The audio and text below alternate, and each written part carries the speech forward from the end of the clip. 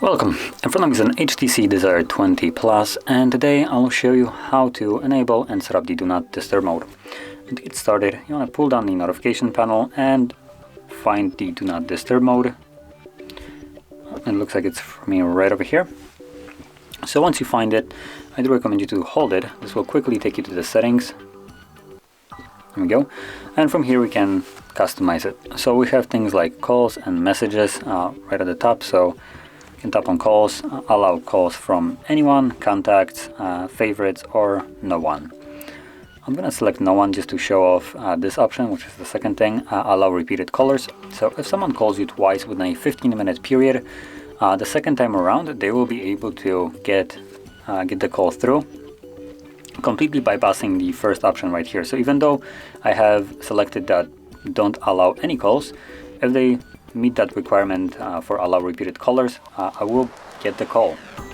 Now, if you're wondering what would be the purpose of this, considering the Do Not Disturb mode should block calls, this is primarily for emergencies, I would call it. People don't usually call you twice within a 15-minute period, and if they do, they most likely have a really good reason for it. So this will allow them to reach you. Now going back, we have messages, so same as calls, messages from anyone, contacts, favorites, and a no one. So select whichever one you want. Also have see all exceptions, so in here we again have the calls and messages, but we also have a couple toggles. So we have allow alarms, play media sounds, touch sounds, reminders, and events. So if there's something of one of those things that you want to have during Do Not Disturb mode, then check them on. Then we have also visual disturbances, so notifications, pop-up banners, and stuff like that. You can go in there and customize what kind of notifications you will be getting. Duration, the default duration, meaning whenever you tap on the toggle right here, this defines how it will work. So we have until turn off, so meaning when you tap on it, you will have to tap on it again to turn it off.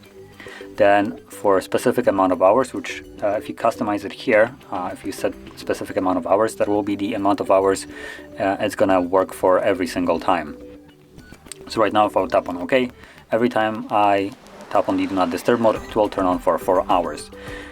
But if you go with Ask Every Time, let me just show you, it will basically give you that window of choices every single time, and you can change the amount of time that will be working for every single time you want. So you can keep changing it, it won't be a static timer. And lastly, we have the schedule, which allows you to set up a schedule, so the Do Not Disturb mode will turn on and off automatically based on the provided time and day of the week. So once you have set it all up in here, if you decided to go with the schedule, you don't really need to turn it on, assuming you already turned on the schedule.